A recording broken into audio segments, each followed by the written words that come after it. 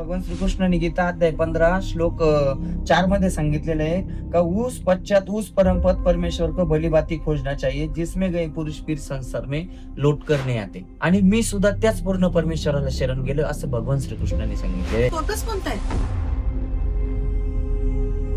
म्हणजे तुम्ही जर तो तत्वदर्शी संत जर शोधला तर यदा कदाचित तुमचं सर्व एकदम सोपं होऊन जाईल. कुराण शरीफ असो, बायबल असो, गुरुग्रंथ साहेब असो, कोणताही धर्माचा ग्रंथ असो, त्यातून ते आपल्याला त्या पूर्ण परमेश्वराची माहिती सांगते.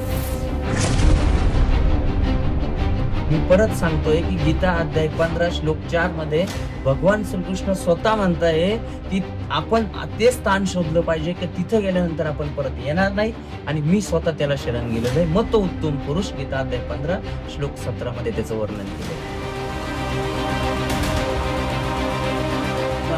तुम्ही आज मंदिरामध्ये जाऊन जी मूर्ती पूजा करून जी काही अपेक्षा ठेवलेली आहे ती तुमची इथे पूर्ण होईल. हे सगळं सांगतोय कोण आहे हा पण तुम्हाला प्रश्न पडला असेल. मोठा प्रश्न मला हा आहे सर की तुम्हाला एवढं सगळं कसं माहितीये? तुमचं गुरु कोण आहे? एवढं म्हणजे एवढं ज्ञान सर? तर हे सगळं ज्ञान तुम्हाला आतापर्यंत सांगितलं हे भगवान श्रीकृष्णानेच सांगितलं आणि भगवान श्रीकृष्णानेच त्या पूर्ण परमेश्वराबद्दल पण माहिती दिलेली आहे. म्हणून लोकांना सुख नाहीये. म्हणून लोकांना सुख नाही. जोपर्यंत तुम्ही त्यांच्या कर्जातून मुक्त होत नाही तोपर्यंत ते तुमचं शरीर असावं, तुम्हाला या सृष्टीवरती लागणारी सुख समृद्धी असावा. एक्झॅक्टली राईट वे सिलेक्ट करावं लागणार. यस. सर आपण चाललोय कुठे? आपण स्वर्ग लोकांपर्यंत. आणि त्यापुढे 84 लाख येऊन. आणि त्यापुढे विनाश. आणि जर ही भक्ती घेतली तर मुक्ती.